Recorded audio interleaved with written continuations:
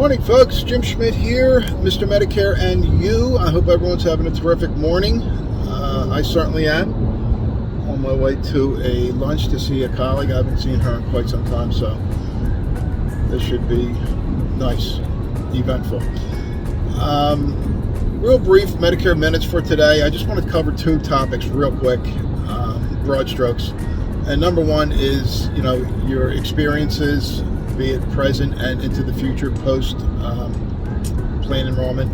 And then I want to cover real quick trial rights. Trial meaning T-R-I-A-L, meaning initial. Okay, Medicare Trial Rights. So first is your Medicare experience. I say it and I say it, and I wish that it could fall upon more ears. That your experience, when you're talking about Medicare, you want to look at the whole entire circle of your plan, your benefits, why you have a plan, certain doctors, prescription drugs being on a formulary so you don't get any surprises at the window, making sure that they're priced and tiered properly, and of course who you're dealing with, because that should be paramount in the very beginning. Because it's like anything else. I mean, with Medicare, there's some truth to it, but not nearly as much as it's marketed, because I think it's really a sales ploy to get, hook you in. So, Medicare is so confusing and frustrating. Therefore, you need us. We're gonna see you through, and we got you. You don't know the credibility of these people, though. That's what it comes down to. So what I'm saying is that the person that you're dealing with, what is your experience, your initial experience as you're speaking to he or she on the phone? Are you confident in the crisp, direct answers that you're getting to any of your questions? Are they asking the proper questions? Are they probing respectfully in an initial phone conversation, not getting too personal, the questions that you would feel are warranted? Is there pregnant pauses, which is a big no-no? Obviously, that's a nonverbal implication of doubt. And then you find your way to a sit-down consultation with he or she. Again, what is your experience going through this? What is your emotional experience going through this up until this point? Is the smoke starting to lift a little bit? Are you feeling fulfilled? Are you feeling confident in the person that you're dealing with? Like, hey, you know what? Up until this point, I think this is a pretty good ride. It's smooth. It's the person's confident. Obviously, you're going to know if they're experienced or not right away. But then you have your plan. What's the post consultation? What's the post enrollment into a plan, whatever plan that you wound up signing up for? A week later, 2 weeks later, are you finding out that everything that was said was accurate when you're starting to use your plan? Maybe you put off your first primary care visit for your, welcome to Medicare physical or what have you. Are you getting your calls returned? Your messages, if you have to leave a message, if they're not picking up, your texts, your emails, are they there for you when you call upon them? Again, that should be paramount, because a plan is a plan, but the person that you're dealing with is really the liaison between your peace of mind and that abyss that people start talking about Medicare with the frustration and confusion. And 9 times out of 10, it's because they weren't with the right person, or they signed up because someone called them on the phone and they decided to engage in a conversation, which is a big, big no-no. Once again, I say it a million times.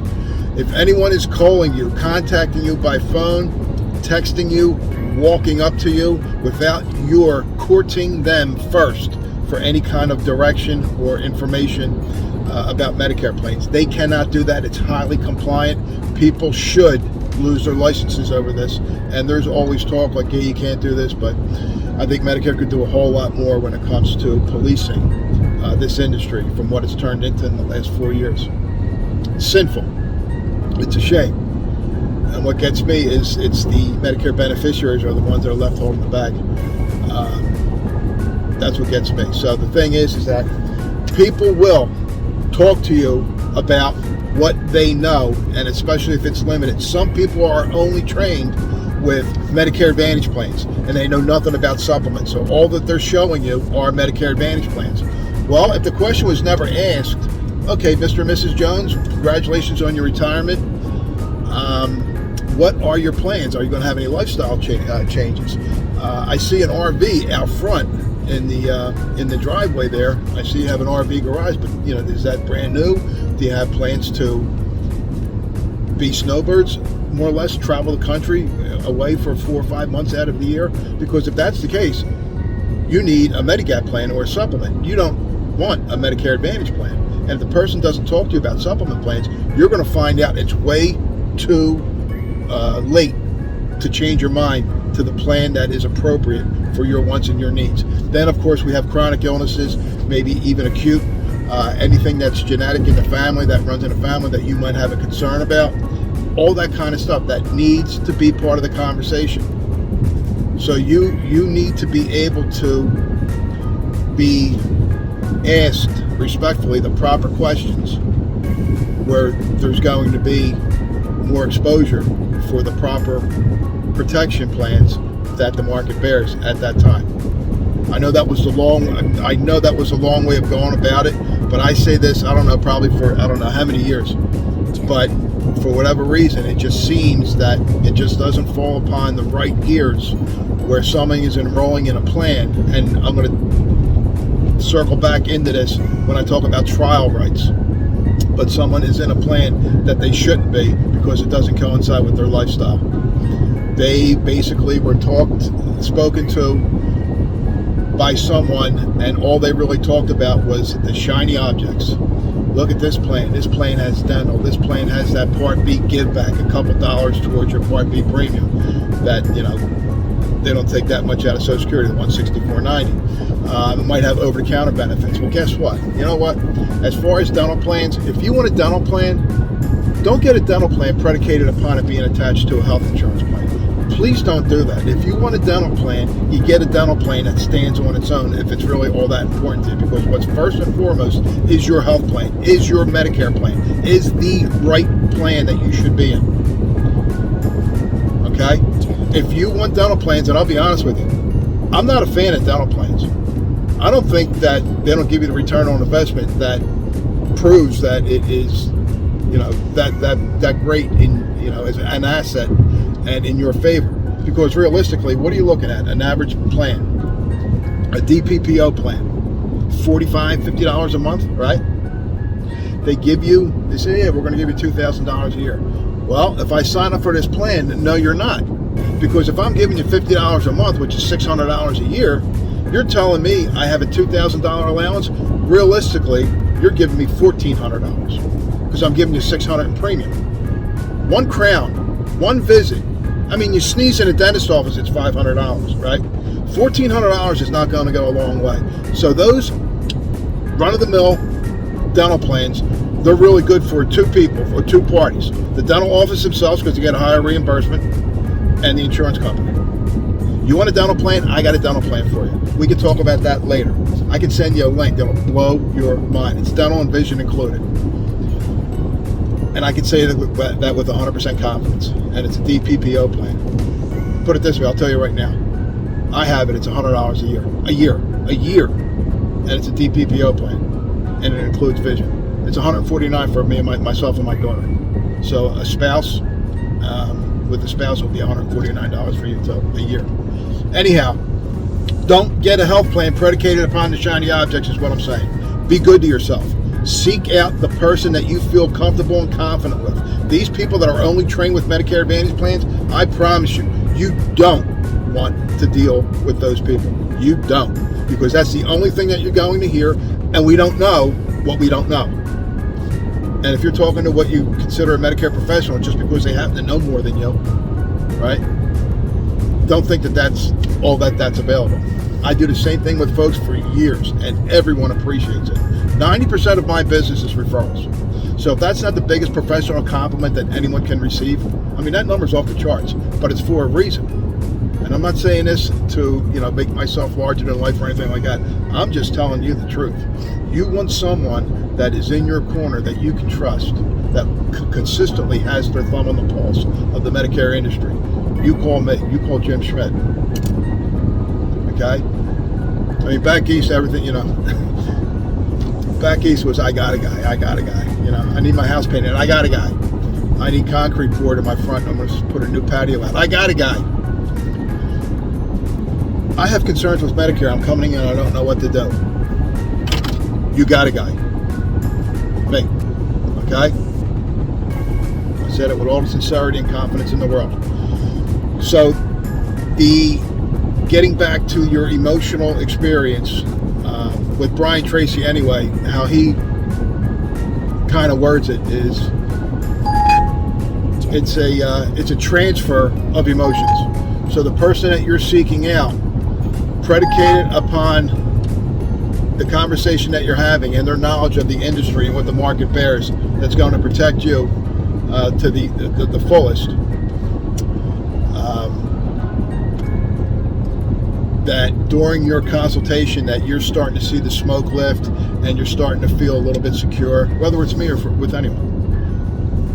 That's the emotional transfer. And then, of course, as time goes on, you find out exactly where you're at, which is going to take us into the trial rights. Trial, once again, I know I have somewhat of an accent.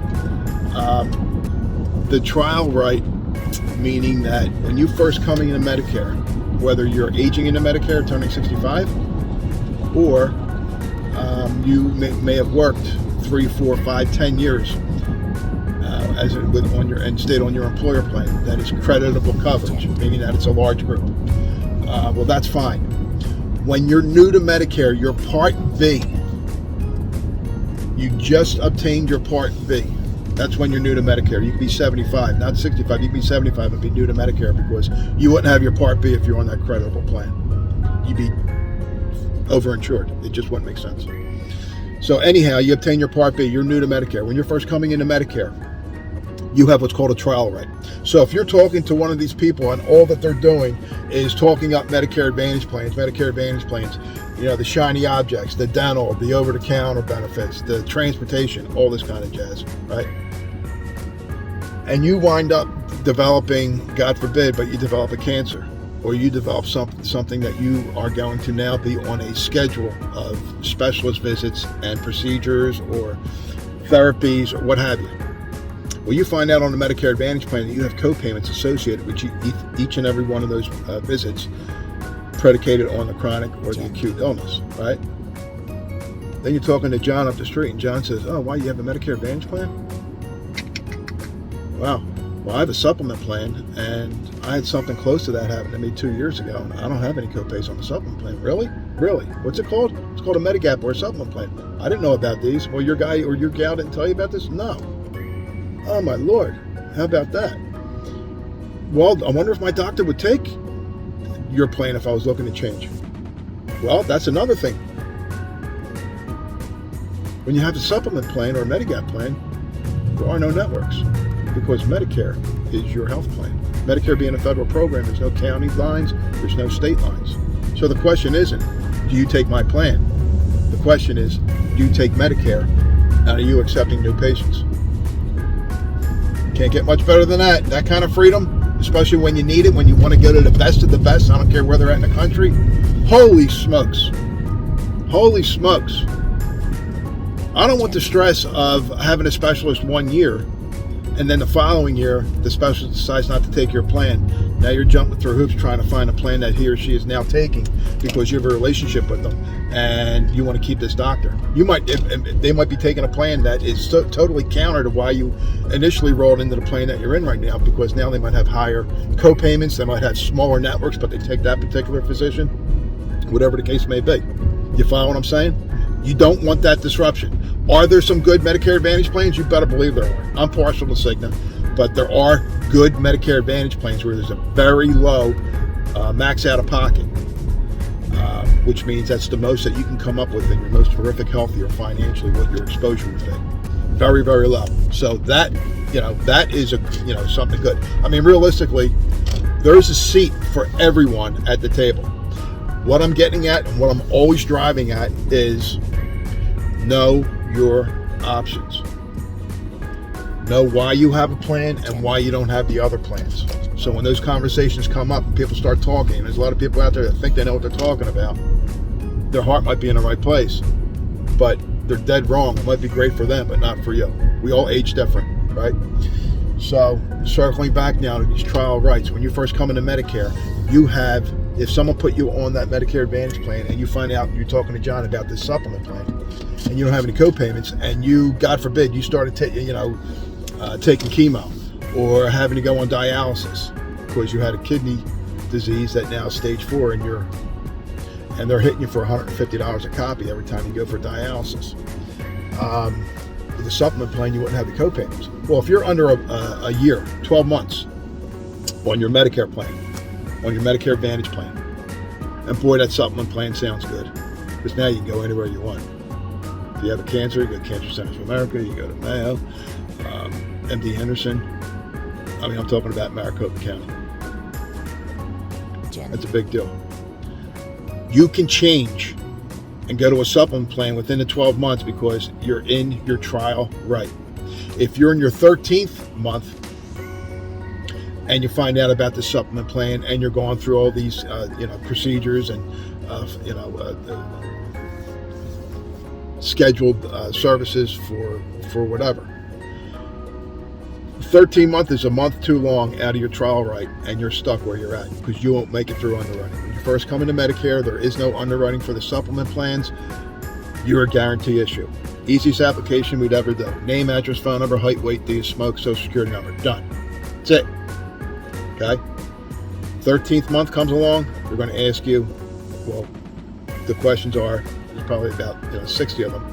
And they go into, over the last 5 years, has this ever happened? Have you had this, and this? AFib, macular, neurological diseases, ALS, that kind of stuff. They'll go into cancers and this, that, and the other thing. And they'll ask you for your doctors, who have you seen in the last 3 years? Any specialists? Who were the specialists? What was the outcome? What was the reason? What drugs are you taking? All this kind of jazz. And you go through underwriting. Something serious as that, you're going to be turned down. So now you're stuck. And you're stuck because you're with the wrong person. Shop around is what I'm hearing a voice in my head right now. Shop around till you find the person that best suits you when you're going with your gut feeling to who you're speaking with and who you feel is in your best interest. Nothing wrong with it. I encourage it though. Because when you circle back and you come back to the person that you felt really good about it, but you did your due diligence for yourself, you're your best advocate, right? You'll know. And everybody wins. And that's all I'm here for. That's all I'm here for. You're a person, you're not a piece of business. Okay? I promise you, from my lips to God's ear. That's who I am. And even if you're not my client, I'll help you. I'll answer your questions, whatever, give you direction. Once again, Jim Schmidt, 480-296-3900. Jim Schmidt at MrMedicareAndYou.com. Everyone have a great day. I'm always happy to take your calls. If you can't get me, like this person tried to call here right now, leave a message and I'll be happy to get back with you. And outside of that, have a beautiful day.